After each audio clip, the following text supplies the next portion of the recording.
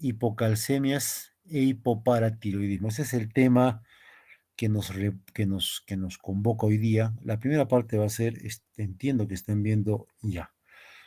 Están viendo mi presentación, ¿no? ¿Verdad?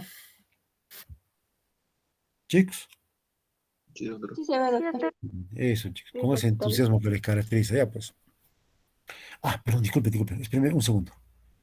Acabo de olvidar. No todo hipocalcemia es por hipopara, pero todo hipopara, o casi todo hipopara, se manifiesta como hipocalcemia. Así que eso es lo que vamos a tratar el tema el día de hoy. Antes, algunos detalles. No todo calcio bajo es hipocalcemia. Qué complicado, ¿no? Así es, pues, ¿qué vamos a hacer? No todo calcio bajo es hipocalcemia. A ver, el calcio total, o sea, todo el calcio que tenemos en la sangre, lo que nos interesa es el calcio iónico, perdón, el calcio en el extracelular. El calcio se encuentra de tres formas.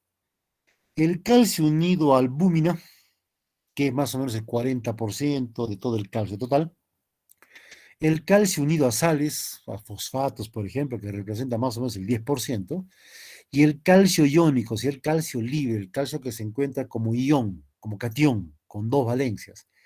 Ese calcio iónico es el que nos interesa. En realidad no me importa el calcio total, me importa el calcio iónico, el calcio libre, el calcio que está listo para cualquier efecto metabólico. Este calcio es el que me interesa. Los demás no me importan. No me importan los demás. El problema es el dosaje. Dosar calcio iónico no es fácil. Hay que hacerlo a través de un examen que se llama AGA-electrolitos porque hay que dosar catión. Y el catión calcio es un catión que tiene mucha afinidad por cualquier sal. Entonces, cuando queremos dosar calcio iónico, usando una jeringa común y corriente de AGA-electrolitos, por ejemplo, la jeringa de AGA-electrolitos tiene un anticoagulante, es ese citrato, a veces la misma heparina. Y este heparina o este citrato pueden unirse con mucha afinidad a ese calcio. Ojo, estamos hablando del calcio en la muestra de sangre. Se unen, entonces la cantidad de calcio iónico en la muestra de sangre cae porque aumenta la cantidad de calcio unido a sales. ¿Unido a qué sal? Unido al anticoagulante, por ejemplo. Y se forma un citrato de calcio, por ejemplo. Ya. Entonces, en la jeringa de AGA yo tengo una muestra, perdón, de sangre con calcio iónico por debajo de lo que realmente está en el paciente. O sea, eso se llama un falso positivo para hipocalcemia. Ese pequeño detalle obliga a dosar siempre calcio total. Tengo menos posibilidad de equivocarme. ¿De acuerdo? No me importa el calcio total, me importa el calcio iónico, pero el dosar calcio iónico puede ser complicado, puede tener muchos falsos positivos, negativos. Por lo tanto, por ese pequeño problema, hay que dosar calcio total. Y para entender el calcio total, porque al final lo que quiero saber es el calcio iónico, para entender el calcio total, hay que saber cómo está distribuido y la afinidad muy alta que tiene el calcio catión sobre diferentes tipos de sal, de sales. ¿Mm? Ya. Normalmente, ¿cómo se regula el calcio? Como están viendo ustedes acá, en la lámina. A ver, ¿cómo se regula el calcio? De esta forma. En la dieta, ingresa una dieta común y corriente, más o menos 1 gramo de calcio, calcio elemental me refiero, de los cuales, gracias a la vitamina D, solamente el 30% es absorbido. Encima, 100 miligramos pueden ser secretados a la luz intestinal, de tal forma que son más o menos la absorción neta es apenas el 20% de lo que se ha consumido, por lo tanto, la materia fecal puede tener el 80% del calcio que has tomado. Ojo, en presencia de vitamina D. En ausencia de vitamina D, botas más calcio del que ha ingresado, porque botas el gramo que has consumido más los 100 que normalmente se secreta a la luz intestinal. ¿Mm? El hueso es la principal fuente de calcio. Más que la dieta, es el hueso. Y el hueso aporta al líquido extracelular más o menos 500 miligramos de calcio diario, pero al mismo tiempo el calcio capta del líquido extracelular 500 miligramos diario. Entonces hay un equilibrio. Tomo la misma cantidad de calcio, boto la misma cantidad de calcio. Para que el hueso capte calcio, hace falta esta hormona, calcitonina. Para que el hueso bote calcio, libere calcio, hace falta la paratormona.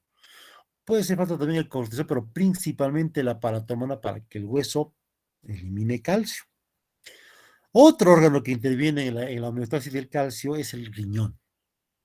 Y el riñón filtra en forma pasiva 10 gramos de calcio. Mira, 10 veces lo que consumimos de calcio. 10 veces, 10 gramos. Ya, eso es pasivo. Pero la reabsorción de calcio, que es un proceso activo, puede llegar a ser hasta el 98%. De tal forma que apenas tenemos de 10 gramos apenas 200 miligramos que se pueden eliminar. 200 más 800 que se eliminan por vía fecal, ahí tienes el equilibrio perfecto. Para la reabsorción de calcio, que es un fenómeno activo, interviene paratormona. La calcitonina lo bloquea. Entonces, si se dan cuenta, la paratormona es una hormona hipercalcemiante. La calcitonina es una hormona que tiende a bajar el calcio. Vean, no voy a hablar de hipocalcemia por calcitonina porque eso no ocurre. Pero fisiológicamente la calcitonina se encarga de que el calcio alto pueda bajar, pero no genera hipocalcemia. Por ejemplo, pacientes que tienen cáncer medular de tiroides con altísimos niveles de calcitonina no te hacen hipocalcemia. ¿Por qué será? ¿Por qué será? Ahora les voy a contar por qué será. Y normalmente existe una difusión de calcio del extracelular al intracelular. Recuerden que el calcio es un catión eminentemente extracelular respecto al intracelular, que la cantidad en el intra es muy, muy, muy pequeñita, pequeñita. Entonces, normalmente existe difusión pasiva del calcio extra al intracelular y liberación del intracelular al extracelular por transporte activo. Ya, eso ustedes ya lo conocen. ¿Quién interviene más en el metabolismo del calcio? Son tres órganos, ¿recuerdan? Hueso, riñones, intestino. Gracias a dos hormonas, calcitonina y paratormona, principalmente paratormona. Esto estoy repasando lo que ustedes por fisiología deben saber. Pero conociendo a los grupos que han venido a rotar al hospital, chicos, ¿cómo han llegado a octavo semestre, gacho? Cosas a veces básicas les pregunto en la rotación y no me contestan, no me contestan. Y eso a mí me frustra, les voy a hacer me frustra. Uno que otro por ahí contesta, me demuestra que está entendiendo lo que estamos avanzando, qué sé yo. A ver, el principal activador o estimulante de la secreción de paratormona se llama calcio. Cuando el calcio baja en sangre, ese es el estimulante. La hipocalcemia es el estimulante de la secreción de paratormona. Entonces la glándula paratiroidea se estimula y libera paratormona, la cual aumenta en sangre en respuesta a la hipocalcemia. ¿Qué hace la paratormona? En condiciones fisiológicas actúa en dos órganos, en el riñón y en el hueso. ¿Qué hace en el hueso? Aumenta la resorción ósea, o sea, aumenta la actividad de los osteoclastos. El osteoclasto se encarga de hacer resorción ósea. ¿A quién estimula eso? La paratormona. ¿Para qué? Para que el hueso libere calcio hacia el plasma porque estaba cayendo la cantidad de calcio en plasma. Y también la hormona paratiroidea actúa sobre el riñón. ¿Y qué hace en el riñón? Hace tres cosas. En el riñón se encarga de que aumente la reabsorción de calcio. ¿Recuerdan la reabsorción activa? Normalmente se filtra 10 gramos. Para que se reabsorbe ese 98% hace falta calcio, perdón, paratormona. La paratormona entonces reabsorbe calcio, por lo tanto hay menor cantidad de calcio en orina porque aumenta la cantidad de calcio en sangre. Pero ese recambio se hace una con otra. Toma que te doy. Tiene que haber fósforo, perdón, que se intercambia. Por lo tanto, si la paratormona aumenta la reabsorción renal de calcio, disminuye la reabsorción renal de fósforo. Por lo tanto, baja el fósforo en la sangre, aumenta el calcio en sangre, disminuyendo el calcio en orina, aumentando el fósforo en orina. ¿Listo? Y de esa forma retengo más calcio para que el calcio deje de seguir bajando y pueda empezar a subir. Lo tercero que hace la paratormona en el riñón es activar vitamina D. La vitamina D que todos conocemos no funciona, está inactiva, tiene que activarse. ¿Y cómo se activa? Con dos reacciones de hidroxilación. La segunda reacción de hidroxilación ocurre en el riñón y es catalizada por paratormona. Para que esa segunda hidroxilación se pueda dar, hacen falta dos cosas. Que el riñón funcione bien, que haya buen parénquima renal, y hace falta presencia de paratormona. Entonces, con estos dos existe la segunda hidroxilación en posición 1, y eso hace que se forme vitamina D activa. Esta vitamina D activa es la que actúa sobre el intestino haciendo que se absorba calcio. ¿Cuánto se absorbe? 30%. En realidad, 20% de absorción neta, si quieren.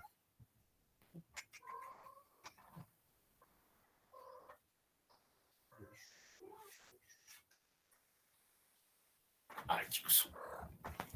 ¿Entienden? Apenas 30% de absorción teórica, 20% de absorción real, si quieren. ¿Ya? Eso se logra gracias a la vitamina D, ojo, activa. Vitamina D activa. Recuerden eso. Ya. Es más o menos esto. ¿Ya? Acá les puedo indicar este concepto, por ejemplo. Normalmente, entonces, cuando el calcio baja, de esto estamos hablando, cuando el calcio baja, la paratormona sale la paratormona y hace que en el hueso estimule la resorción. En el riñón, la reabsorción. Y en el intestino, vía vitamina D, la absorción. Por lo tanto, aumenta el calcio en sangre. Pero si el calcio se eleva mucho en sangre, sale la hormona contrarreguladora de la paratormona. ¿Y cuál es la hormona contrarreguladora de la paratormona? La calcitonina. Es una hormona tiroidea. Y la calcitonina hace exactamente lo contrario. Mientras la paratormona genera resorción de calcio por estimulación de los osteoclastos, la calcitonina hace que el hueso absorba calcio, capte calcio por estimulación de los osteoblastos. Hace que o sea, si capta el hueso calcio, ¿de dónde va a captar? De la sangre, por lo tanto, la cantidad de calcio en la sangre debe caer. Hace que el intestino ya no absorba tanto calcio, hace que el riñón empiece a dejar de reabsorber tanto calcio. ¿Para qué? Para que el calcio baje. Entonces, de esta lámina salen dos conceptos. Concepto número uno, el principal estimulante de la secreción de paratormona es la reducción de calcio. El principal estimulante de la secreción de calcitonina es el aumento de calcio. Ahora yo les cuento. Cuando un paciente tiene una cirugía de tiroides y le sacas la tiroides sin sacarle las paratiroides, caen los niveles de calcitonina, ¿no es cierto? Eso hemos visto en cáncer de tiroides. Hago una cirugía de tiroides, cae la cantidad de hormona tiroidea T3, T4 y también cae calcitonina, porque está sacando también a las células parafoliculares. No tengo calcitonina, solamente tengo paratormona. Esos pacientes que se han sometido a cirugía de tiroides, donde ha habido una eliminación del parénquima tiroideo y por lo tanto ya no hay calcitonina, solamente tienen paratormona. Solamente paratormona. ¿Esos pacientes tienen alteración del metabolismo del calcio? La respuesta es no. Entonces, cuando falta glándula tiroidea, falta calcitonina, ¿quién hace la función de calcitonina cuando esta falta? ¿Saben quién la hace? La paratormona. ¿Pero cómo? El concepto es este, no sé si acá lo tengo, el concepto es este. El principal estímulo para la secreción de paratormona se llama, perdón, el principal estímulo para la secreción de paratormona se llama reducción de la calcemia. Cuando el calcio baja, aumenta paratormona. Pero cuando el calcio sube, cae paratormona. Entonces, cuando cae paratormona, el hueso capta calcio. El intestino deja de absorber calcio. El riñón deja de reabsorber calcio. Los mismos efectos que se tiene con el aumento de calcitonina los puedes tener con la reducción de paratormona. Entonces cambio los conceptos y digo, el principal estímulo para la secreción de paratormona se llama reducción de la calcemia. El principal inhibidor de la secreción de paratormona se llama aumento de la calcemia. Entonces yo puedo tener este mismo bucle, que tengo ustedes acá un bucle 1, que es este, bucle 2, que creo que es este otro, lo puedo tener acá con aumento de paratormona y acá con reducción de paratormona. Es lo mismo. Entonces aquí surge otro concepto. La hipercalcitoninemia, como les contaba, no tiene ningún efecto metabólico. No sirve como marcador de cáncer de cáncer medular de tiroides y nada más. La hipocalcitoninemia, peor, no nos sirve para nada. La hipocalcitoninemia no es una enfermedad. No sirve, no sirve. Respecto a la vitamina D, esto le estaba contando hace poco, Cualquier vitamina D que venga en la dieta, que venga en la taza de leche que ustedes consumen, en las pastillas de calcio que ahorita mamás toman, qué sé yo, o exponiéndonos a la luz ultravioleta, ya, ahí aumenta la cantidad de vitamina D que dispone el cuerpo. Pero es una vitamina D que no funciona. Para que esa vitamina D pueda funcionar, necesita activarse, hidroxilarse. Y la hidroxilación de la vitamina D ocurre en dos lugares. Primero en posición 25, esto se llama la 25 hidroxivitamina D. Esa primera hidroxilación en posición 25 ocurre a nivel del hígado. Es una hidroxilación pasiva, no requiere ningún cofactor. La 25 hidroxivitamina D va a ir, viaja al riñón para que en el riñón sufra una segunda hidroxilación en posición 1. Y aquí tenemos a la 1,25 o dihidroxivitamina D que se llama calcitriol. Esta vitamina D, esta vitamina D es la vitamina D activa. O sea, la vitamina D activa requiere parénquima hepático normal, parénquima renal normal y presencia de paratormona. Y recién el calcitriol logra que en el tracto gastrointestinal se absorba calcio. ¿Cuánto? 30% menos. Esa es la fisiología. Esa es la fisiología. ¿Mm? Cuando queremos saber si un paciente tiene poca vitamina D o mucha vitamina D, hay que dosar vitamina D. ¿Qué vitamina D dosamos? Vitamina D3, dosamos vitamina 25 hidroxivitamina D o dosamos 1,25. La lógica diría dosar 1,25, ¿no es cierto? Ya, la 1,25 hidroxivitamina D, aunque baje el consumo de vitamina D, se mantiene casi estable. Entonces, no nos ayuda, se altera al final. Entonces, no nos ayuda para definir niveles de vitamina D. ¿Quién nos ayuda más? La 25 hidroxivitamina D. Esto se tiene mucho que ver directamente con el consumo de y con los depósitos de vitamina D. Ya está, muchachos. Entonces, conociendo esto, vamos a hablar un poquito sobre hipocalcemia. Y respecto a hipocalcemia, el valor normal de calcio es de 8,5 a 10,5 miligramos por 100 mililitros. Ojo, eso es calcemia total. Algunos laboratorios nos dosan el calcio en milimoles y el factor de conversión es 4. O sea, 8,5 entre 4 me da la cantidad de calcio total en milimoles. ¿Cuánto es la cantidad normal de calcio en milimoles? 8,5 entre 4 te sale 2,125. Ya, esa es la cantidad mínima de calcio total en milimoles. La mitad de eso es calcio iónico, por lo tanto, el valor normal de calcio iónico es la mitad, 1, 1 milimol por litro. 1 milimol por litro. ¿Mm? Listo. Pero lo que nos interesa es que el calcio iónico no baje. Hay que medir calcio. ¿Por qué es importante el calcio iónico? Por esto, cuando el calcio iónico cae, cuando el calcio cae, se impide que la troponina inhiba la interacción actina-miosina, por lo tanto, promueve la contracción muscular incluso involuntaria. Incluso involuntaria. Y esa es la forma como la hipocalcemia se manifiesta. Algo que deben saber, chicos, el calcio es escuchen bien, esto lo leí en un libro, pero en otros, en la gran mayoría no lo leí, pero es verdad, el calcio es un estabilizador de membrana. Si baja el calcio, las membranas ya no van a estar tan estables y pueden incluso despolarizarse con más facilidad. Eso hace la hipocalcemia. De esa manera se manifiesta la hipocalcemia. ¿Mm? Ya. De esto ya hemos hablado, entonces que no voy a tocar más, tampoco voy a tocar mucho. Ya. Aquí se encuentran las células parafoliculares, ¿recuerdan? Esas células que están por fuera del folículo, que no están en contacto con el líquido folicular dentro de la tiroides, esas son las células que producen la calcitonina. ¿Interviene la calcitonina en el metabolismo del calcio? Sí, porque estimulan a los osteoblastos. Chicos, mi gata está fastidiando acá. Mi gata, en realidad.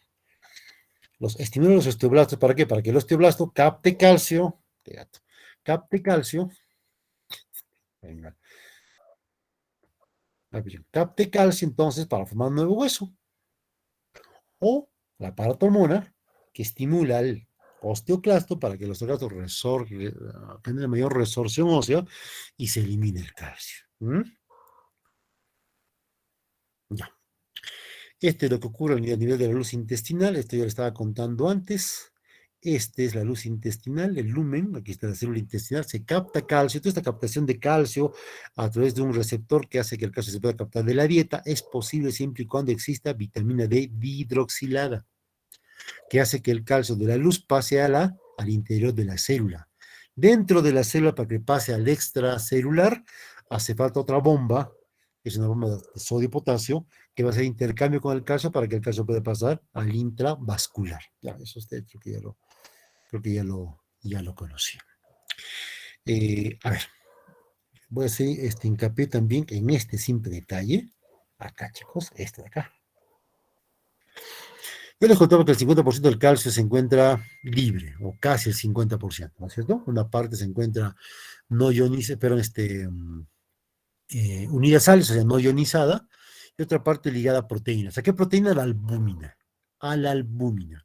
No puedo dosar el calcio iónico con facilidad, entonces vamos a dosar el calcio total. Pero tengan en cuenta este concepto que dice acá. ¿Qué cosa dice ese concepto? Vean bien claro. Si la proteína y la albúmina, la principal proteína que liga calcio, si la albúmina tiene alteraciones en su concentración, se alterará la concentración de calcio total, pues, por supuesto, se va a alterar, ya se va a alterar. Y como quiera que es el calcio total, lo que normalmente deberíamos dosar, es buena idea dosar calcio junto con albúmina y aplicar esta fórmula. Hay que corregir el calcio en base a la cantidad de calcio que has medido. Entonces, el calcio calculado, pero chicos, un segundito.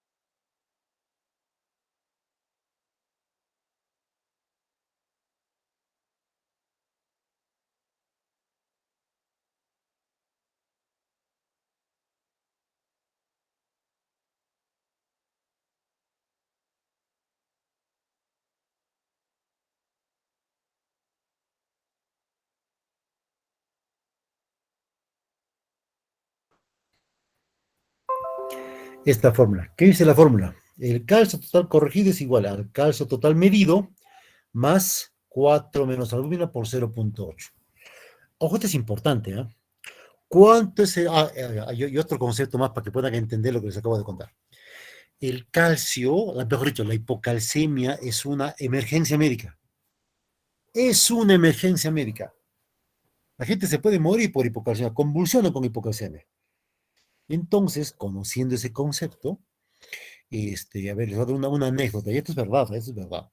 Este, Era un interno, un chico muy preocupado, llega, sale del laboratorio, no, del laboratorio lo llamaron, urgente, urgente, resultado de la cama número tantos, urgente. El chico bajó corriendo y le entregan un calcio que estaba si mal no recuerdo, era 7,2 o 7 de calcio. Hipocalcemia es una emergencia. El chico tenía bien clarito eso.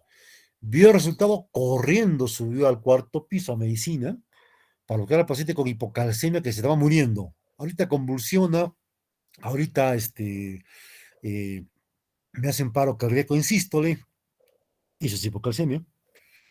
El chico entra a la sala, entra a la clase, entra a la cama del paciente, a su ambiente, y lo encuentra el paciente tranquilo, recibiendo su crucigrama, con los lentes sobre la frente. Si doctorcito pasó algo, le pregunta.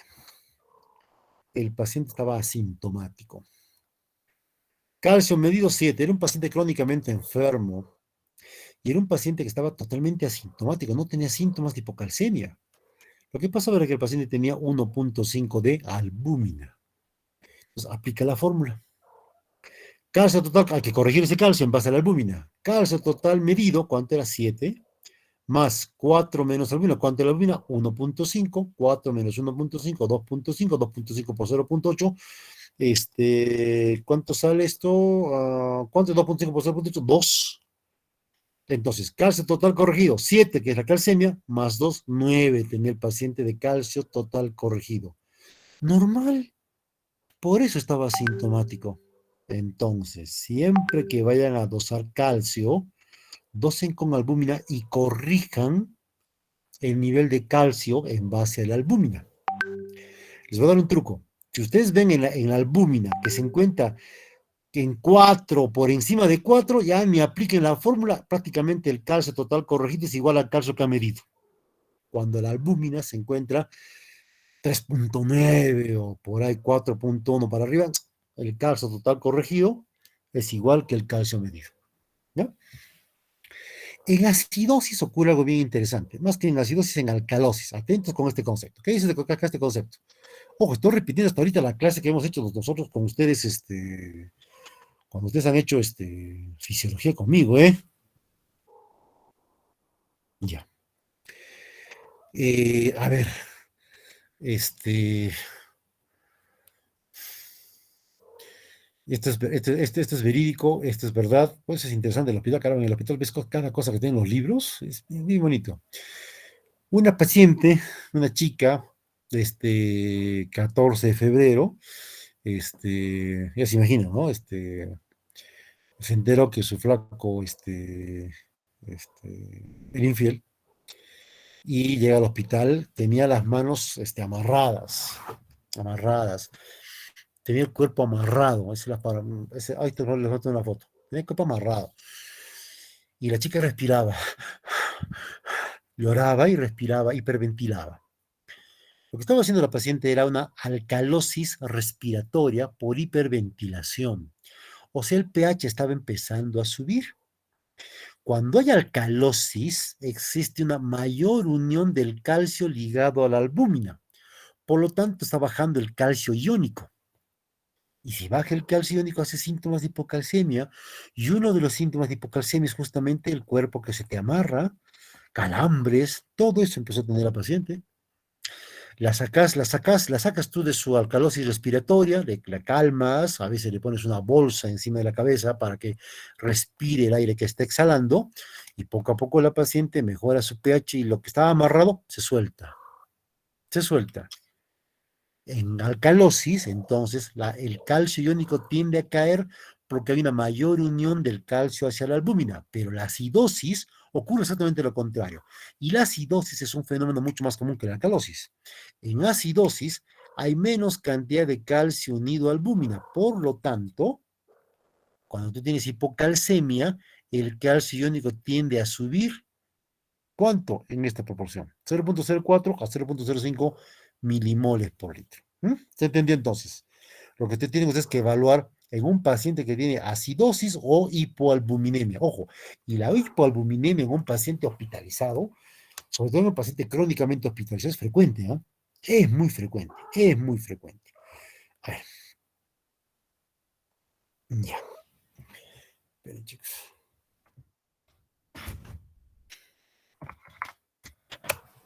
Ya.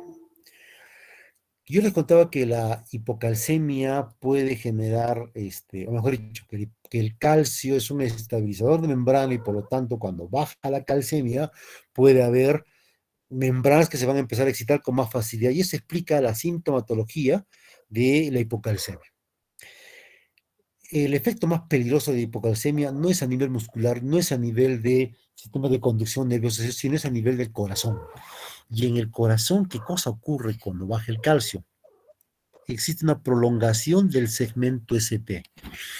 Ustedes que han vivido vuestra carrera de medicina durante la pandemia habrán escuchado sobre la prolongación del segmento ST que podía ocurrir con hidroxicloroquina y que también podía pasar con acitromicina, dos medicamentos que al inicio de la pandemia parecía que tenían efectos contra el COVID.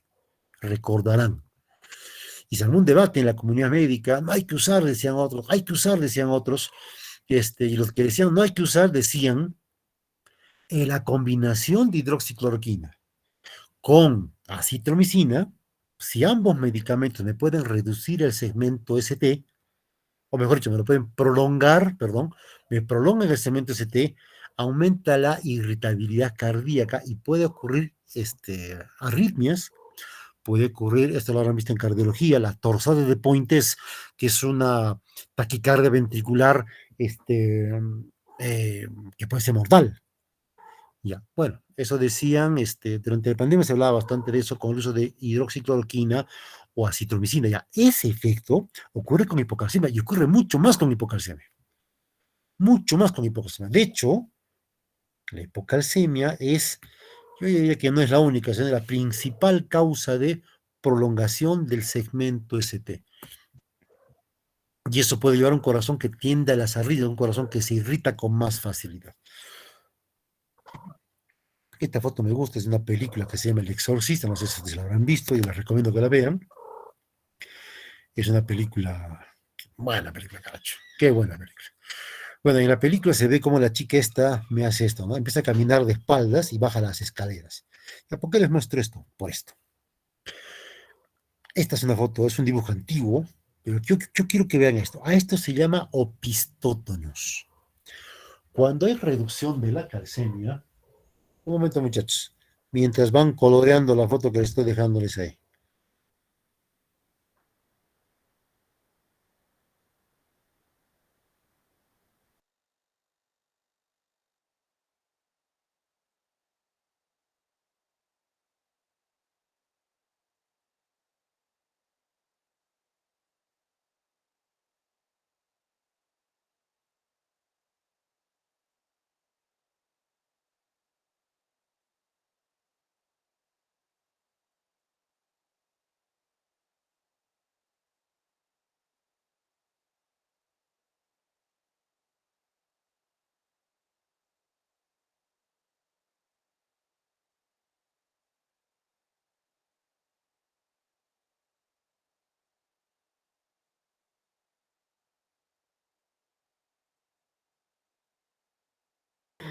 Cuando baja mucho el calcio, esto se veía en la epidemia de tétanos que ocurrió en Europa en el siglo XVI y XVII.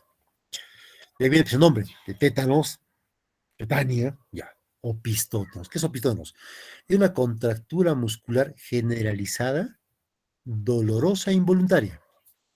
Generalizada, dolorosa e involuntaria, principalmente de músculos dorsales. Entonces, el paciente te hacía esto, mira, opistótonos. El paciente está apoyado literalmente entre sus dos talones y en los hombros. Y la contracción era bien marcada, dolorosa, que el paciente convulsionaba, despierto, despierto. Dolor, y a veces la contractura era tan marcada, tan fuerte, tan intensa, que podía generar fractura de algunos huesos. Recuerden que en la hipocalcemia el hueso se va a alterar y tú puedes tener un hueso que se encuentra debilitado y por ende vas a tener un hueso que se puede fracturar con facilidad. Eso ocurría, por ejemplo. Ese es el opistótono, se parece mucho a esta foto, algo así. Yo he visto un par de veces opistótonos, lo que más veo son convulsiones. Ya. Feo, ¿no? Feo, pa. Feo. No hay que ligar eso. Por eso la hipocalcemia es una emergencia médica, porque hay que evitar. ¿Qué cosa ocurre en la hipocalcemia? Aparte que convulsionas. ¿Ustedes han hecho laboratorio de farmacología, chicos? Sí, En mi doctor, era sí, virtual. doctor. Bueno, en mi época, en mi época, el siglo pasado, en mi época, cuando yo era estudiante de medicina aquí en la UNSAC, yo recuerdo que el profesor de farmacología nos hacía cazar sapos. Ya los sapos les hacíamos tomar estricnina, que es un veneno para perros, el veneno de uso veterinario. Y lo que veíamos era, de acuerdo a la dosis, la respuesta a la estricnina. El pobre sapo, tú lo veías, al sapo, apoyado un costadito, después de haber tomado la estricnina, tú lo tocabas con el pétalo de una rosa, lo tocabas con una pluma, y el pobre sapo empezaba a convulsionar, como se sacudía, sacudía, se sacudía. Eso ocurre cuando hay hipocalcemia. El paciente está hiperirritable porque tiene poco calcio. Solamente hay problemas a nivel de la musculatura estriada, no en toda la musculatura, también en la cardíaca, y puedes tener taquicardias, unas taquicardias severas, incluso puedes llegar a torsada de Pointes, que es una fibrilación ventricular, incluso con paro cardíaco en sístole.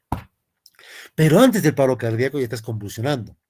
Antes del paro cardíaco, aparte, antes de las convulsiones, ya estás teniendo parestesias, disestesias en todo el cuerpo, calambres, adormecimientos, que son como una neuropatía diabética, pero en todo el cuerpo. Y aparte de eso, tú puedes tener contractura de la glotis. No edema de glotis, no, contractura de la glotis. Y te asfixias y te mueres. ¿Es una emergencia médica? Claro que sí. No hay que llegar a esto. Por eso yo reniego cuando alguna vez teníamos pacientes con hipocalcemia, que los veíamos con tetanias localizadas, las llevábamos a la emergencia, y en la emergencia, como la veían tranquila, caminando, respirando, no, no es emergencia. Y en la puerta de emergencia las señoras se van a convulsionar. Entonces estoy seguro que esa enfermera nunca se va a olvidar de eso y de la carajada que le di. A pesar de tener una nota mía, no, esto no es emergencia, vaya por consultorio. Y la señora convulsionó en la puerta de la emergencia del hospital. No. Hay dos tipos de hipocalcemia. ¿Es una emergencia médica? Es una emergencia médica. Hay dos tipos de hipocalcemia, la aguda y la crónica. Ojo, la crónica se puede reagudizar. La aguda ocurre cuando cae bruscamente la cantidad de calcio y es bastante sintomática con todos los síntomas que les acabo de contar. Y puede ocurrir en pacientes que no tienen hipoparatiroidismo. Por ejemplo, a un paciente que le vas a dar transfusión de sangre por X motivo, y usas, por ejemplo, citrato como anticoagulante, ese citrato que entra al torrente sanguíneo como anticoagulante para que esa bolsa de sangre no se coagule, va a captar calcio, aumenta el calcio unido a sales, reduces el calcio iónico y aparece la sintomatología. O cuando hay secuestro de calcio, por ejemplo, la pancreatitis aguda, en la necrohemorrágica. En la pancreatitis, cuando ustedes han hecho gastroenterología o están haciendo la gastroenterología, cuando vean el capítulo de pancreatitis van a ver que un signo de mal pronóstico es la hipocalcemia. Es que los jugos pancreáticos, cuando salen del lecho pancreático, empiezan a digerir tejidos periféricos aledaños. ¿Qué cosa hay cerca? Músculos paravertebrales, y con esa lisis muscular vas a liberar fósforo de los huesos. Y cuando se libere el fósforo de los huesos, ese fósforo capta calcio, secuestra calcio, aumenta el calcio ligado a sales, se reduce el calcio iónico y aparece hipocalcemia, que puede ser incluso sintomática. O lisis tumoral, pacientes que tienen un tumor X, un cáncer, el tumor a veces crece más rápido de lo que crece su vascularización, el tumor se necrosa, en el cáncer existe fósforo, el fósforo se libera y ocurre secuestro de calcio. O un paciente que, por ejemplo, sufre un atropello y le atropella, no sé, pues un carro y le pasa por encima de los muslos. Rompes musculatura, hay rhabdomiólisis, liberas fósforo, secuestro de calcio, hipocalcemia. Esta es la hipocalcemia aguda, que es la más peligrosa. Está la hipocalcemia crónica, típica del paciente con déficit de paratormona. Es un paciente que no puede regular su calcio y este tiende a bajar. Y aparece una hipocalcemia que es de lenta evolución, que poco a poco se instala y por eso tiene sintomatología crónica, pero dependiendo de la intensidad puede tener sintomatología aguda. Claro que sí. Clínicamente hablando, entonces, hay dos tipos de hipocalcemia, la aguda y la crónica. La crónica es oligosintomática, parestesias, disestesias por ahí, pero la aguda es una emergencia médica. Y a veces tú vas a ver pacientes que de crónico están transitando agudo.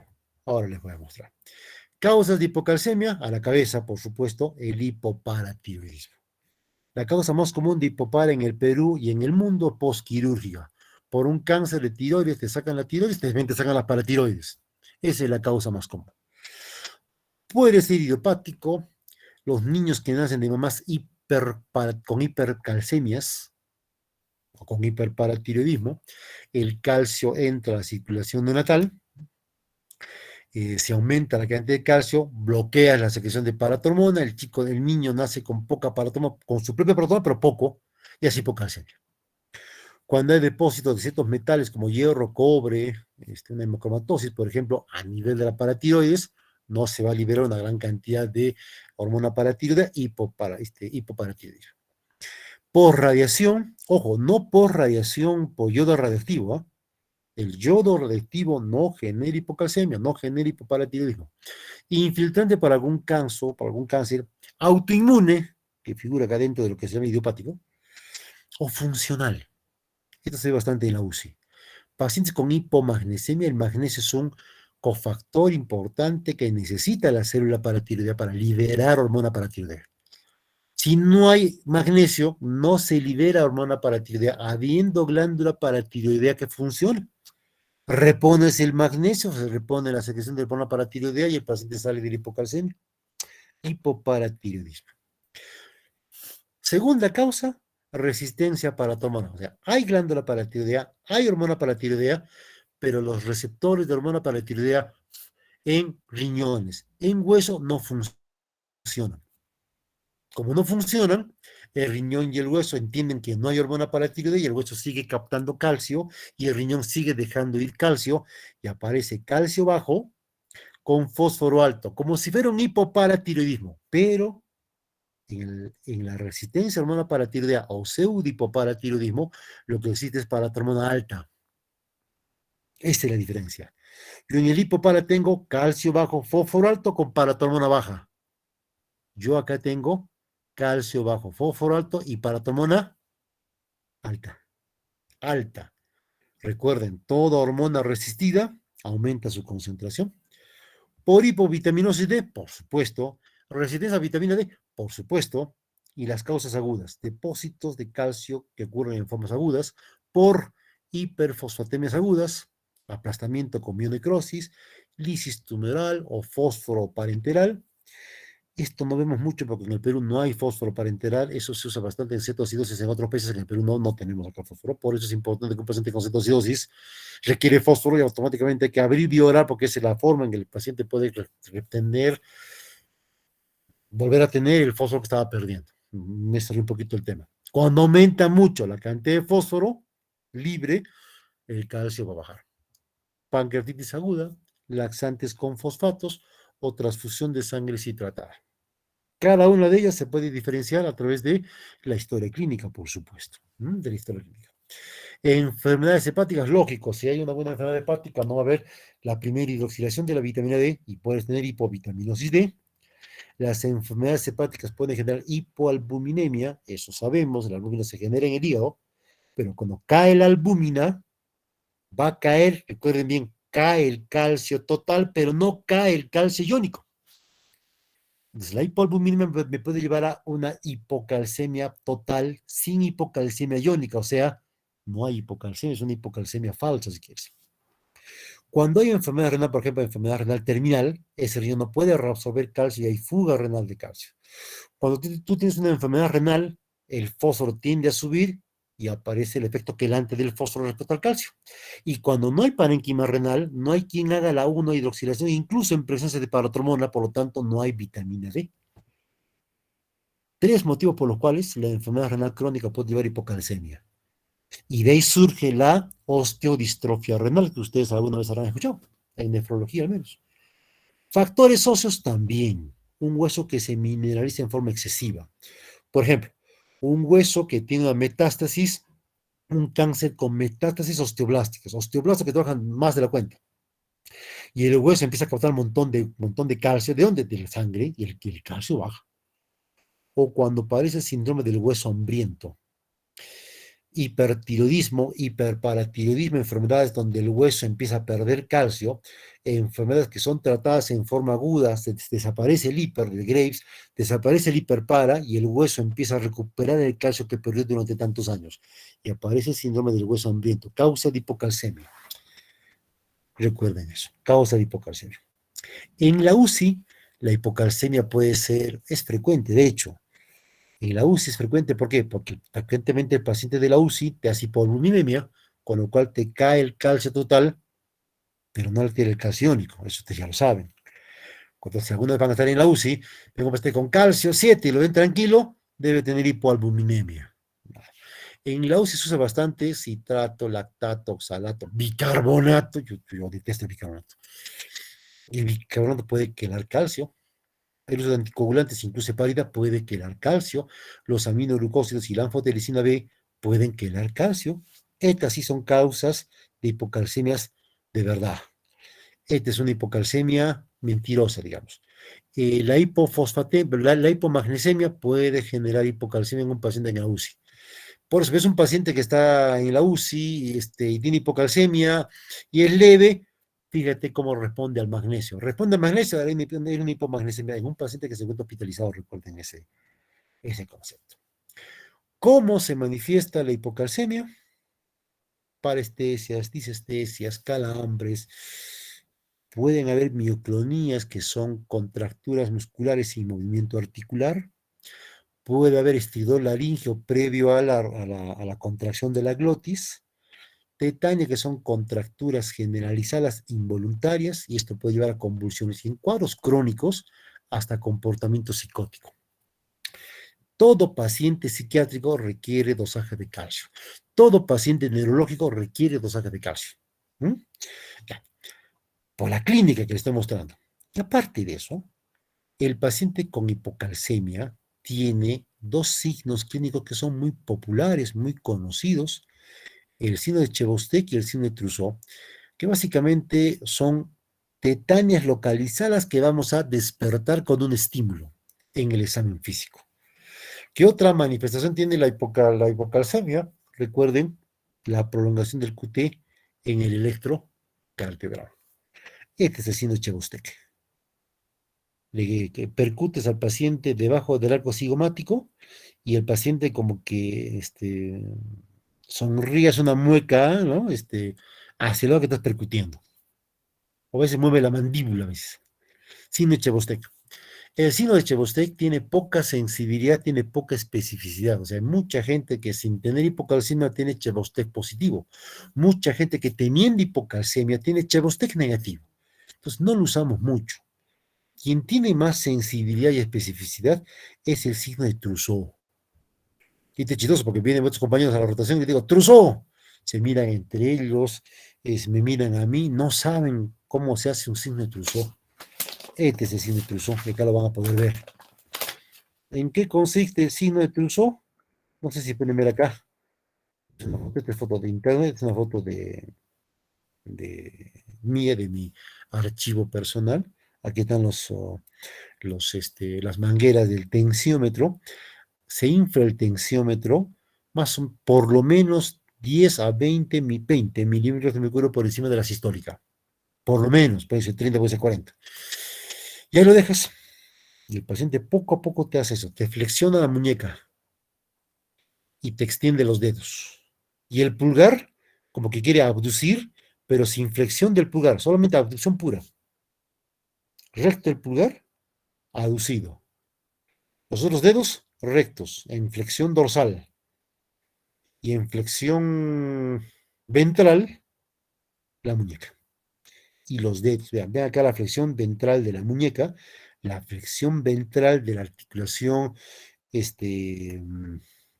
metacarpofalángica y la extensión de las articulaciones interfalángicas. Te estoy describiendo lo que estamos viendo. A esto se llama mano de comadrona. ¿Alguien sabe qué cosa es una comadrona? Yo sé que ni muchos de Una ustedes no partera, saben qué es una doctor. comadrona. Es una partera. Populares en nuestro Perú, populares, antes eran populares incluso en la ciudad. Son populares ahora bastante todavía en ciertas comunidades alejadas de las ciudades, ¿no?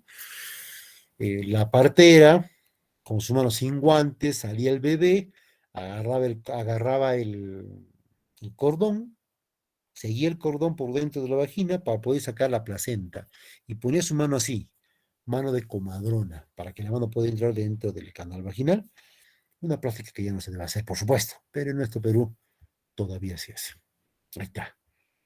Vean este trozo tan marcado, vean cómo está aducido a nivel de la articulación mm, metacarpofalángica, vean la extensión de todas las interfalángicas y la flexión de las metacarpofalángicas. Acá, flexión acá, flexión acá, flexión acá. extensión acá y en todos los dedos. Signe Trousseau. El signe Trousseau aparece más o menos un minuto después de que tienes el tensiómetro 20 milímetros de mercurio por lo menos por encima de la presión sistólica. Ahí aparece. ¿Mm? Ya, conociendo lo que es hipocalcemia, vamos a hablar ahora sí sobre hipoparatiroidismo. Y para que ustedes puedan entender, el hipoparatiroidismo tiene clínica por la hipocalcemia. La clínica del hipoparo es la clínica de la hipocalcemia. Es la clínica de la hipocalcemia. Bioquímicamente, que es la forma en que debo corroborar el hipoparatiroidismo, voy a encontrarme con calcio bajo, fósforo alto y típicamente el paciente va a tener irritabilidad neuromuscular. Ojo, ¿por qué hay irritabilidad? Por la hipocalcemia. Y por supuesto, puede tener disminución de la cantidad de paratromona, lógico por definición. Puede ser autoinmune y cuando es autoinmune es parte del síndrome poliglandular autoinmune tipo 1. Pero ¿cuál es la forma más común de hipopara? Postquirúrgico. Ese paciente que con cáncer o por cáncer de tiroides se ha, le han sacado la tiroides y junto con ella le han sacado las paratiroides. O sea, los cirujanos de cabeza y cuello son nuestra principal fuente de hipoparatiroidismo postquirúrgico. Son nuestra principal fuente. Causas del hipopara, postquirúrgico a la cabeza. Lógico. Hay causas idiopáticas donde están pues las autoinmunes, autoinmunes, familiares, formas funcionales, este síndrome de George que genera hipocalcemia en etapa neonatal. Todas las causas funcionales, gente operada de hiperpara o recién nacidos hijos de mujeres con hiperpara hacen hipercalcemia, sacas la glándula, en el caso del niño cortas el cordón umbilical y el calcio va a empezar a caer porque cae la paratormona. ¿De quién? Del bebé. En este caso, del paciente operado. Tengo hiperpara, saco la glándula paratiroidea y la paratormona va a caer. Cae la paratormona, cae el calcio. Hipomagnesemia, porque recuerden, esto ya les expliqué, es un cofactor para la secreción de paratormona. Ya, ¿cuál es la sintomatología? Es todo lo que estamos viendo acá. Síntomas de hipopara son los síntomas de la hipocalcemia. Neuromusculares, parestesias, o sea, aparecen calambres, adormecimientos, pues sobre todo calambres, ¿ya? Como que la mano se quiere amarrar en la boca, en los pies. En el examen físico, buscas Chevostejo Trousseau, sobre todo Trousseau. En caso severo va a haber crisis de tetania, donde la tetania es esa contracción generalizada de varios grupos musculares previa a la convulsión, y hasta te puede hacer un síndrome extrapiramidal. Los casos de hipocalcemia crónicos van con síndrome extrapiramidal porque, no sé por qué, hay calcificación de los ganglios basales. Y cuando estos se clasifican, no funcionan bien. Y ese es un síndrome extrapiramidal. Calcificación del putamen, núcleo caudado, todos ellos. Hay un síndrome extrapiramidal. A nivel cardiovascular, se prolonga el segmento ST o el QT, baja la presión arterial porque no va a haber una buena, como hay mucha más irritabilidad, el corazón no bombea muy bien, hipotensión arterial, y una insuficiencia cardíaca refractaria digital. O sea, en cardiología, cuando hay insuficiencia cardíaca, hay que dosar calcio siempre. Ahí puede estar la causa de todo. A nivel ocular puede haber cataratas. Ojo, esto es en cuadros crónicos. Si se dan cuenta, los síntomas neuromusculares o cardiovasculares aparecen en cuadros agudos, excepto la hipotensión o una ICC, que esto sí es en cuadros crónicos. Síntomas oculares típicos de cuadros crónicos. ¿Qué síntomas oculares? Catarata, catarata metabólica. La principal causa de catarata metabólica se llama diabetes mellitus, la segunda hipocalcemia. Papiledema, papiledema. No sé si por acá tengo, ahí está, sí tenía. Este es un fondo de ojo. Aquí está la papila es por donde entra el nervio y donde se entra la arteria y sale la vena. Hay un edema de papila. Y cuando hay edema de papila, lo que primero sospecho es hipertensión endocraneal. Y si mucho más es bilateral. Y encima el paciente tiene clínica neurológica. Tiene sinometría piramidal, puede tener convulsiones con papilema. ¿Tú qué piensas? Tumor cerebral, ya. A eso se llama pseudotumor cerebral. Hay papiledema por causa metabólica, no hay hipertensión endocraneal. Eso genera la hipocalcemia. Mira que hasta puede haber cuadros psiquiátricos, irritabilidad, paranoia, depresión, inteligencia subnormal en casos crónicos.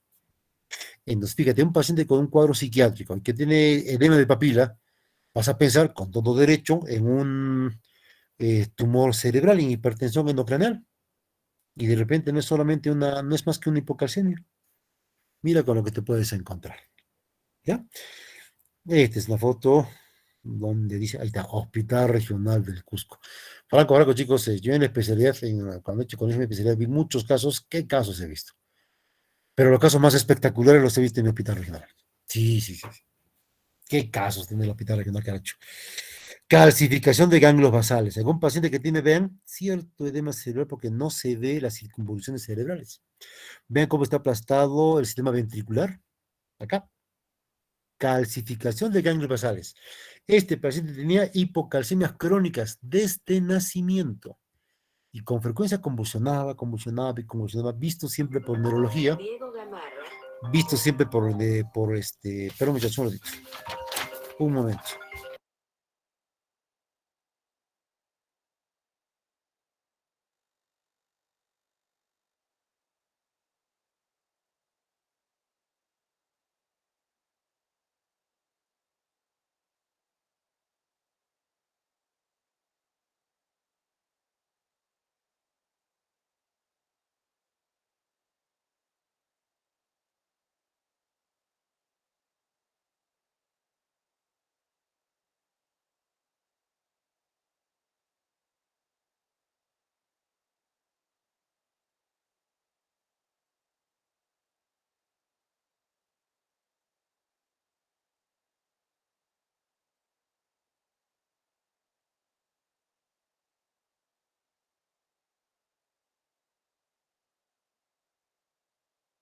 Calcificación de ganglios basales, hipoparatiroidismo, o mejor dicho, hipocalcemia crónica. Hipocalcemia crónica. ¿Qué encuentra algún paciente con hipoparatiroidismo? Esto. Por favor, que nunca se les olvide, sobre todo los dos primeros. Hipocalcemia con hiperfosfatemia. Típico. Yo veo calcio bajo fósforo alto, de frente pienso hipoparatiroidismo. ¿Cómo lo confirmas? Con medición de paratonina disminuida. Nada más. Es simple. ¿Cómo trato la hipocalcemia? Mejor dicho, ¿cómo trato el hipopara? Trata la hipocalcemia. Nada más. Depende entonces de la terapia, de ante qué tipo de hipocalcemia estoy. Sí, porque si es una hipocalcemia aguda, tiene un tratamiento. Si tiene hipocalcemia crónica, es otro tratamiento. No repones para tu hormona, no hace falta. Lo que quiero es que el calcio, lo que queremos es que el calcio esté normal. ¿Y cuál es la terapia? Si es un cuadro agudo, hay que darle calcio por la vena. Si es un paciente que está con muchas parestesias y a punto de entrar en una tetania con un usted franco, o ese paciente tiene que recibir calcio endovenoso ya, si no, no llega a la casa y convulsiona antes. Ya. ¿Qué calcio endovenoso tenemos? El calcio que tenemos acá en el Perú es el gluconato de calcio, que me trae más o menos 90 miligramos de calcio elemental. ¿Cuál es la dosis? La dosis es más o menos una ampolla primero, endovenoso lento, nunca en bolo, sino lento o en infusión, y luego 0,5 a 2 miligramos por kilo por hora. 0,5 a 2. Vamos a suponer que es un sujeto de 70 kilos. Sería 70 por 2, 140, entre 140 o 70 por 0,5, 35 a 140 miligramos por hora. Te lo voy a hacer más fácil. Una ampolla de gluconato de calcio por hora. Mira qué sencillo. Entonces, al paciente le vas a dar una ampolla de gluconato de calcio lento y luego vas a diluir 1 litro de cloruro, o mejor dicho, dentro de 1 litro de cloruro vas a colocar ¿cuánto? Por ejemplo, 12 ampollas de gluconato de calcio. 12 ampollas. Y en esa solución la pasas a 30 gotas por minuto. Esa solución va a pasar en 12 horas. Le estás dándole al paciente 90, o mejor dicho, 1, 1,5, 1,2 miligramos por hora de calcio elemental. El paciente llega a 7,5, se vuelve asintomático. Lo rescataste, lo salvaste. Y hay que mantener este calcio. Y hay que mantener la infusión para que el calcio esté por encima del 7,5 por lo menos. ¿De acuerdo? Ya. Nada más. Y luego el paciente en su casa. No requiere estar hospitalizado. A no ser que haya hecho tetania o haya hecho un espasmo de glotis y hubo que intubarlo, eso es otra cosa. Pero a eso pues no hay que llegar. A eso no hay que llegar. Y cuando es un paciente que tiene hipocalcemia crónica, típicamente es un paciente que tiene síntomas, pero no llega a tener ese cuadro agudo. Recuerden que el cuadro agudo es tetania para arriba, convulsiones, ese tipo de cosas. ¿Ya? Cuando te viene con es un paciente con oligosintomático u asintomático, hay pacientes que vienen a la consulta que tienen su truzón positivo y te dicen, me da calambre, se me amarra el cuerpo, pero está tranquilo, buena frecuencia cardíaca, dale terapia para crónico. ¿Y cuál es la terapia para crónico? Número uno, régimen pobre en fósforo, que no consuma mucha carne. Hay que darle por lo menos calcio, 1 a 6 gramos por día. Las tabletas de calcio, aquí tenemos citrato de calcio y carbonato de calcio. El carbonato de calcio te trae más o menos de 500 a 600 miligramos de calcio elemental. Citrato te trae un poco menos, ¿ya? Hay que dar esta cantidad. Entonces, ¿cuánto de calcio, cuántas pastillas de calcio le daremos? Pues hay que darle por lo menos 6 pastillas por día, 4 pastillas por día, por lo menos. No se asusten de dar esa cantidad. No se asusten de dar esa cantidad. ¿Ya? De tomar leche, que tome queso, no, eso no sirve, no funciona. Dale calcio en pastillas. Ningún alimento tiene tanto calcio como la pastilla de calcio. Dale calcio. Y si es un paciente que tiene hipoparatiroidismo, aparte de darle el calcio, hay que darle calcitriol, la vitamina D activa que ese paciente no tiene. Le das no vitamina D cualquiera, le das calcitriol con ese nombre, 0,5 microgramos viene la pastilla. Y le vas a dar, por ejemplo, un calcitriol y al mismo tiempo me tiene que tomar el calcio, pues. Me toma 2 carbonatos de calcio. Dos son 1200, ¿verdad? De calcio elemental. Por 3 me sale 3600. Estoy en el rango. De esos 3600 se va a subir apenas el 30%. No le tengan miedo al calcio. Le das calcitriol cada 8 horas, junto con carbonato, mejor que citrato, cada 8 horas. Una pastilla o 2 pastillas cada 8 horas. Eso se le da. Y si no fuera un paciente que tiene hipoparatiroidismo, si no es otra causa, puede darle colecalciferol, o sea, vitamina D, vitamina D. Pero si es un paciente con hipopara, hay que darle calcitriol. Hay que darle calcitriol. Y de acá yo les cuento una anécdota para terminar esta parte. El hospital regional fue el último en tener calcitriol en el Cusco. Yo recuerdo a mis pacientes que venían de cirugía de cabeza y cuello, con sus tetanias ahí, y yo los mandaba, y yo les decía, ¿qué te hago? Porque yo solo tenía calcio, no tenía calcitriol. Le doy calcio, no sirve para nada. Le voy a dar 6 pastillas, las 6 me las va a defecar. No sirve para nada. Tengo que darle calcio con calcitriol. Pero no teníamos calcitriol. Los pacientes, yo ya de frente les daba sus ampollas de gluconato de calcio y se iban a la emergencia para hacerse colocar. Hasta que la emergencia empezaron a hacerme renegar y yo mismo le colocaba con la enfermera, le colocábamos en el consultorio. Ahí, ahí lo sacábamos de la hipocalcemia. Hasta que el hospital nos compró por fin calcitriol. Nos compraron el calcitriol, esos pacientes nunca más han vuelto a la emergencia, nunca más han vuelto a tener convulsiones, de cuando en cuando sus calambres, sus paretesas, su tuzo, pero nada más. Pacientes actualmente asintomáticos. Y te vas a volver asintomático cuando tu calcio total supera 7,5. ¿Cuánto tiempo dura la terapia? De los cuadros crónicos de por vida. En el cuadro agudo, el cuadro hasta que tenga 7,5 y mantenerlo en 7,5.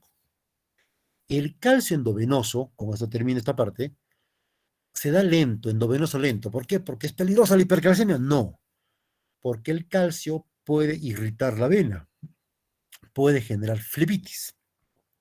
Si generas flebitis, para evitar eso, será diluido y lento. Ya, chicos, ¿preguntas hasta acá?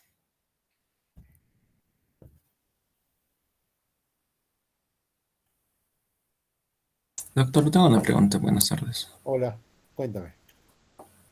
Doctor, dijo que, por ejemplo, el signo de Trousseau era muy bueno, ¿no? Para corroborar si tenía hipocalcemia, pero mi pregunta es, en cuanto a la presentación clínica, generalmente, por ejemplo, nosotros veíamos qué pacientes tienen o qué síntomas presentan con más porcentajes. Pacientes con hipocalcemia, ¿vienen más por las convulsiones o por las parestesias o cómo, No, la o según su convulsión es punto de típica vista? del paciente que va a irse a emergencia. Las parestesias es con lo que más viene. Parestesia, siente que le caminan cosas por el cuerpo, eso te digo. Está bien, Se le doctor. amarra, y en casos un poquito más severos, se me amarra el cuerpo, te dice. Y vienen con su trusó espontáneo. Un trusó espontáneo es pretetania. Eso. Pero convulsiones no, esos en cuadros agudos. Yo tengo una paciente que tiene hipocalcemia. Esta chica a veces no sé qué le pasa, no quiere tomar su calcio. Y de cuando en cuando cae la emergencia, ya la conocen, ya la ven, ya hay hipocalcemia, ya ni le miran el caso de frente, le ponen su gluconato. Y ya convulsionando. Ujú. Otra pregunta, dime. Doctor, no sé si está bien, pero si un paciente, por ejemplo, me viene con Parkinson, podría sospechar que tal vez tiene hipoparatiroidismo. Sí, mídele calcio, claro que sí.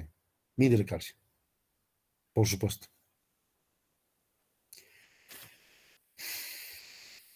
Mención especial al pseudo hipoparatiroidismo. Le digo mención especial porque aquí en Cusco ya hemos llegado a tener dos casos. No es mucho esto. Pseudihipopara. ¿Qué es el pseudihipopara? Resistencia a hormona paratiroidea. Hay hormona paratiroidea, pero que no hay receptores. O sea, como si no hubiera. Entonces hay hipocalcemia, aumenta el fósforo, igual que un hipopara. Pero en este caso tengo paratormona normal. O puedo tener paratormona alta. O sea, resistencia a hormona paratiroidea. Y estos son cuadros congénitos. Naces con ese problema. ¿Ah? Y son pacientes que cuando van creciendo desarrollan lo que se llama el fenotipo de la osteodistrofa hereditaria de Albright. Con una foto lo van a poder entender mejor. Ese es el pseudihipopara. Y hay pacientes que hacen lo que se llama el pseudo-pseudihipopara-tiroidismo. ¿Qué es el pseudo-pseudihipopara? Es un paciente que tiene el fenotipo que les contaba, pero con metabolismo del calcio normal. Este es otro grupo de pacientes. A ver, ¿en qué consiste la osteodistrofa hereditaria o el fenotipo? Lo más común y también lo menos específico, lamentablemente, cuarto metacarpiano corto. Esto aparece en la osteodistrofia de Albright, el cuarto metacarpiano corto. ¿Mm? Cuarto metacarpiano corto, así se ve. Esta es la paciente que les contaba. Aquí está mucho más joven de lo que está ahora, por supuesto. Eh, Como que tienen hombros más grandes siendo chicas, la carita un poco redonda, cuadrada. ¿Recuerdan lo que les contaba de las hipocalcemias crónicas? Tienen calcificación de ganglios basales con pseudotumor cerebral, ella tiene papiledema. Ella tiene calcificación de ganglios basales, aunque la foto que les mostré no es de ella. Inteligencia, ella se comporta como un niño, por ejemplo. Ella se llama Gertrudis, se comporta como niña. No, Pastor, dame calcio, pues dame mi calcio. Y hace su cantaleta en la puerta de consultorio a veces. Entonces, en el pseudihipopara hay hipocalcemia, pero no hay respuesta para tu hormona. Tengo el fenotipo presente, hay una mutación de estos genes GS, son genes que eh, expresan los receptores ligados a proteína G, son receptores de membrana para ciertas proteínas que son hormonas. ¿Mm? Y es un cuadro de resistencia hormonal lógico, el receptor no funciona, es resistencia hormonal.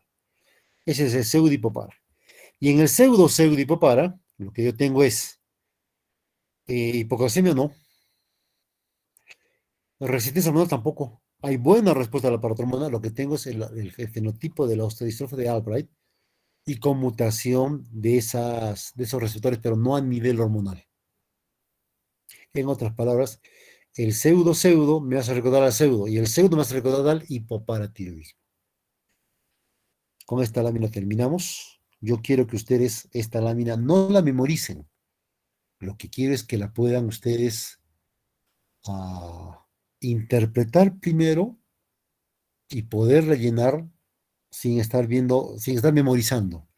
entendiendo. Siempre pregúntense cuál es el fenómeno inicial. Hipoparatiroidismo. ¿Cuál es el fenómeno inicial? Cae la paratormona. Si cae la paratormona, cae el calcio, sube el fósforo, la 25-hidroxivitamina D no se altera, la 1,25 cae. ¿Funciona? Eso ya se contaba. Ese es el hipopara. En el pseudo-hipopara ocurre exactamente lo mismo, solo que la paratormona sube, pero no funciona. Si no funciona, porque hay resistencia hormonal, el fósforo sube, el calcio baja en sangre, la 25-hidroxivitamina está normal y la 1,25-dihidroxivitamina D cae. Ya está. Cuando tú tienes enfermedad hepática, no hay 25-hidroxivitamina D. Si no hay 25-hidroxivitamina D, no hay, perdón, sí, pues si no hay 25-hidroxivitamina D, no hay 1,25-dihidroxivitamina D, y eso hace que el calcio baje. Si el calcio baja, en respuesta, la paratormona sube.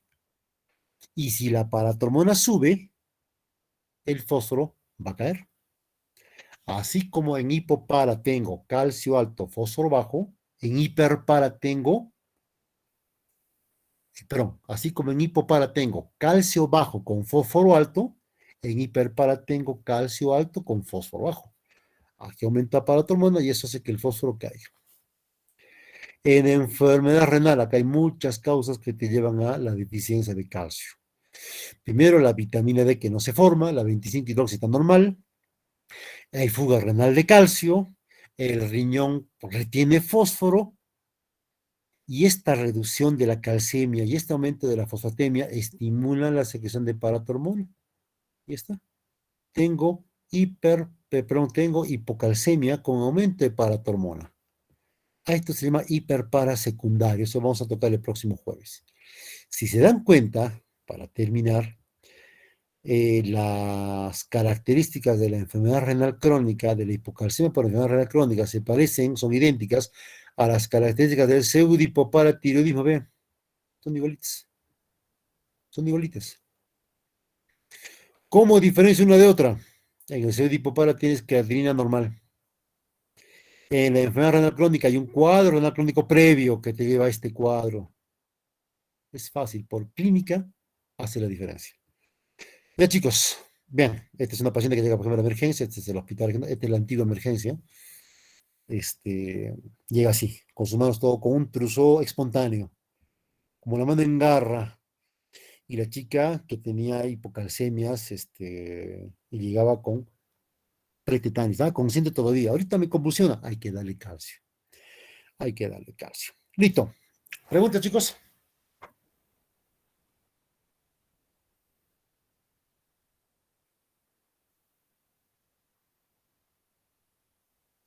Preguntas, chicos. Doctor, una pregunta. En el caso, por ejemplo, de una paciente que tenga una hipoaluminemia, siempre va a ser, digamos, generar una pseudo hipocalcemia, porque, por ejemplo, menciono, por ejemplo, cuando hablamos de enfermedades hepáticas, que podían Ujú, traer consigo una hipoalbuminemia, ujú. pero también la enfermedad hepática puede traer consigo una menor o sea, reducir la hidroxilación, entonces sí podría La generar una 25 verdadera. hidroxilación. Ajá. Esta. Ujú. Entonces, en un paciente que viene con hipoalbuminemia, o sea, vamos a descartar siempre eh, que no tiene una hipocalcemia. Ojo que la hipovoluminemia puede tener muchas causas. La enfermedad renal, síndrome nefrótico, por ejemplo. Enfermedad hepática también. ¿Ya? Cuando tú tienes solamente hipoalbuminemia, tu calcio total cae, pero tu paciente es asintomático porque tiene calcio iónico normal. Siempre vayan a la clínica. Si el paciente tiene clínica de hipocalcemia, requerirá darle calcio. Yo imagino que tu pregunta se refiere a la causa. ¿Cuál es la causa? ¿La reducción de la albúmina o la reducción de la 25-hidroxi? Si el paciente te hace hipocalcemia sintomática, es por reducción de la 25-hidroxi. Y está bien, doctor. Listo.